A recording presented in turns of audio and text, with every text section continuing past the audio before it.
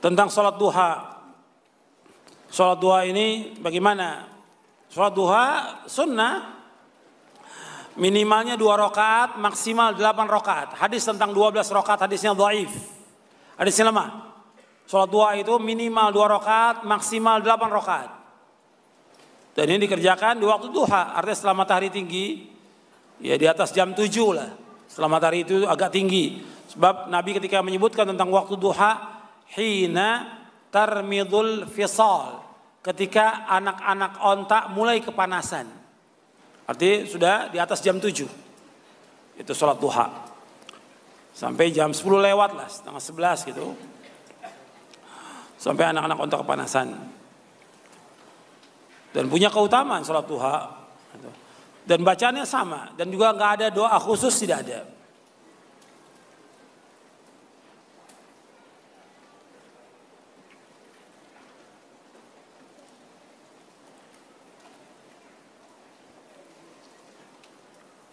Apa benar bahwa wanita ketika sujud itu dia tangannya mengepit ke dadanya? Ini tidak benar riwayatnya. Pada hakikatnya sholat wanita dengan laki-laki sama. Dalam takbir, dalam meletakkan dada di dada, sama laki dan perempuan. Ketika ruku, ketika sujud, laki-laki ini ketika sujud tangannya dirapatkan gini, siku diangkat. Kata Nabi, warfa mirfaqaika, angkat kedua sikumu. Laki-laki seperti itu, perempuan juga sama. Perempuan sama, dia angkat sikunya sama dengan laki-laki. Tidak beda. Ya, riwayat mengatakan bahwa dikepit itu tidak benar. Enggak benar. Jadi perempuan sama dengan laki-laki, diangkat tangannya. Dilebarkan.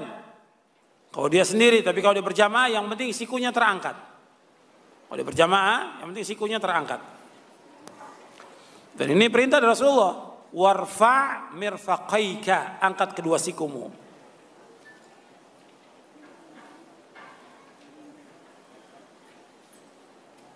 Bolehkah orang sholat sunnah pada saat istirahat kerja? Atau dia sebelum kerja? Boleh. Kalau dia masuk kerjanya umpamanya jam 8, ya setengah 8 boleh dia sholat duha. Boleh. Atau dia sholat syukrul wudu. Seperti yang dilakukan oleh Bilal bin Rabah radhiyallahu anhu arda, boleh. Tapi kalau sudah selesai kerja, kan waktunya zuhur istirahat itu. Zuhur yang wajib yang dikerjakan oleh dia. Yang sebelumnya ada qobliyah zuhur dan ada ba'diyah zuhur. Bolehkah kita sholat di belakang imam pelaku bidah? Boleh. Sholat di belakang imam pelaku bidah boleh. Dan saya bawakan riwayat ini dalam buku Syarah Aqidah Ahlussunnah wal Jamaah.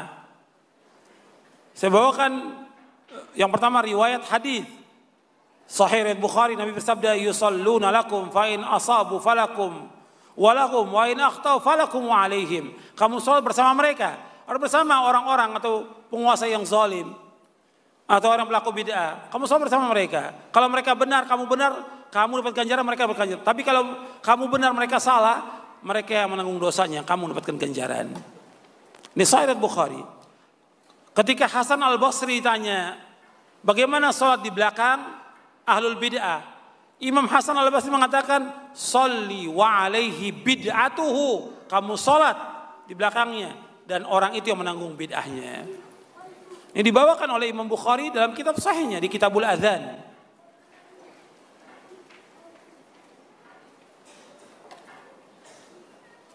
Bagaimana kalau seorang lupa sholat, kemudian dia ingat pada waktu paginya, dia sholat isya, lupa sholat isya. Dia baru ingat ketika pagi sholat. Kata Nabi, man nama au nasiya, man nama anis sholat au nasiha falyusalliha idza dzakaraha. Barang siapa yang tertidur dari sholat atau dia lupa, maka dia sholat ketika dia ingat. Maka dia sholat ketika ingat. Tapi lupa nggak tiap hari. Sekali-kali lupa boleh. Makanya dicari. Kenapa dia sampai lupa? Nah, kemungkinan besar dia disibukkan oleh apa? Oleh dunia. Kalau lupa wajar. Manusia lupa wajar. Hatta Nabi juga lupa. Yang tidak lupa siapa? Yang tidak pernah lupa dan tidak akan lupa selama-lamanya siapa? Allah SWT, wa ma kana rabbuka nasiya, dan Allah tidak pernah lupa selama-lamanya.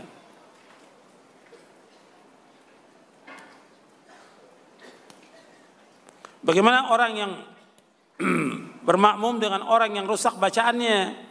Ya diingatkan, mestinya orang yang dia tidak hafal Al-Quran, atau dia cuma hafal sedikit dan juga nggak benar bacaannya, dia nggak berhak untuk jadi imam. Mesti diingatkan dengan cara yang baik.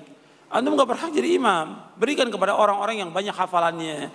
Sebab Nabi SAW ketika menyebutkan tentang imam, Nabi menyebutkan aqra'uhum li kitabillah, yang paling banyak hafalan kitabullah. Baru setelah itu yang paling tahu tentang sunnah. Jadi yang paling hafal dulu.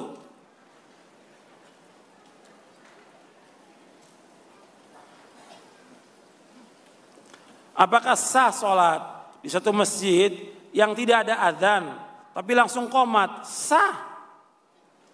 Sholatnya sah. Cuma dia berdosa tidak menggunakan azan.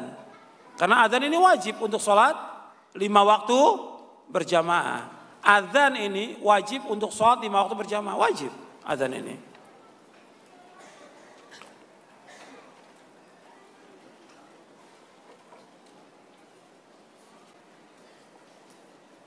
Boleh tidak seorang ketika berangkat ke masjid menggunakan motor atau mobil? Boleh. Boleh. Apakah dia mendapatkan ganjaran? Ya soal dapat ganjaran, ya jelas dia berangkat menuju ibadah kepada Allah dapat ganjaran. Meskipun tidak sama dengan langkah yang Nabi sebutkan dalam hadisnya, tapi soal ganjaran tetap dapat ganjaran. Jangan juga ya terlalu kaku juga. Nabi menyebutkan dengan melangkah, maka harus melangkah. Orang jalan kaki, nggak boleh naik kendaraan. Juga nggak benar. Pendapat seperti ini boleh, pakai kendaraan nggak ada masalah. Kalau masjidnya dekat, dia bisa dengan jalan kaki. Tapi kalau masjidnya jauh, itu harus dengan kendaraan.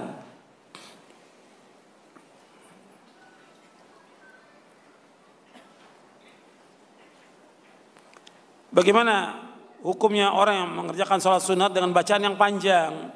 Nabi SAW kalau sholat sunat yang rawatib itu bacanya pendek. Hatta rawatib yang paling penting dari rawatib 5 waktu sholat, yang paling penting sholat yang mana? Rawatib yang mana? Saya ulangi, saya pertanyaan. Dari 5 waktu sholat, rawatib, sholat sunat rawatib yang paling penting sholat yang mana? Subuh. 2 rakaat sebelum subuh.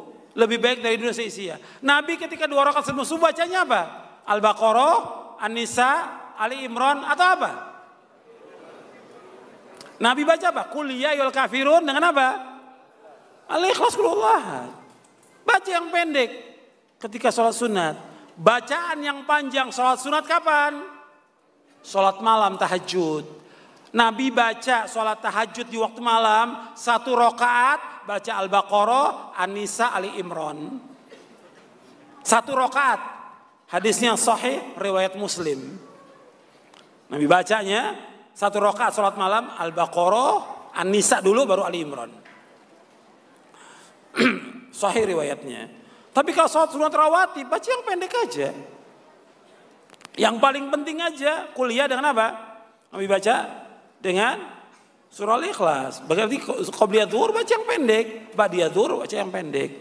Jangan dipanjangkan sampai orang nunggu makmum. Nunggu imamnya kok panjang benar bacaannya. Ternyata dia lagi ngulang hafalan surah Al-Baqarah. Dia belum hafal si imam surah Al-Baqarah. Ngulang-ngulang nggak dapat terus lagi kesian makmumnya. Jadi kalau mau ngulang hafalan kapan? Nanti dia di waktu malam. Sorenya murajaah dulu, pada maghrib murajaah, nanti malam baru dia baca. Tapi ketika sholat berjamaah baca yang pendek. Baik qobliyah maupun ba'diyahnya.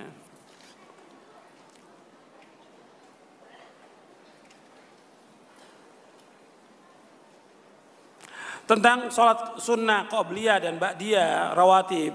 Yang terbaik di mana? Yang terbaik ya secara umum di rumah. Yang terbaik di rumah. Tapi kita seperti orang-orang yang kerja di kantor, di pasar, ya kerjakan di masjid ya. Kalau kita rumah kita dekat dengan masjid, ya bisa kita kerjakan di rumah lebih dahulu, baru ke masjid. Atau kalau memang waktunya luang, ya kita sholat di masjid. Cuma tetap yang terbaik di mana? Di rumah. Seperti qobliyah subuh, yang terbaik kita kerjakan di rumah. Qobliyah zuhur kalau bisa, ya kita di rumah kalau mungkin. Kalau enggak, ya kita di masjid. Ba'diyah juga demikian. Tapi untuk ba'diyah maghrib, Nabi menyuruh kita di rumah. Ketika Nabi selesai sholat maghrib, ada sebagian sahabat ingin sholat ba'diyahnya di masjid. Kata Nabi SAW kepada para sahabat, sholatlah kalian di rumah kalian.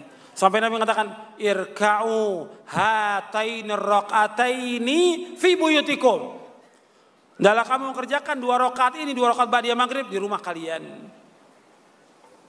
Jadi kita dianjurkan untuk mengerjakannya di rumah. Kemudian ba'diyah isya di mana? Di rumah. Nabi mengerjakan ba'diyah maghrib di rumah, ba'diyah isya Nabi kerjakan di rumah. Kalau dikerjakan di masjid boleh atau tidak? Boleh. Cuma tetap yang namanya sholat sunat yang afdol di mana? Di rumah.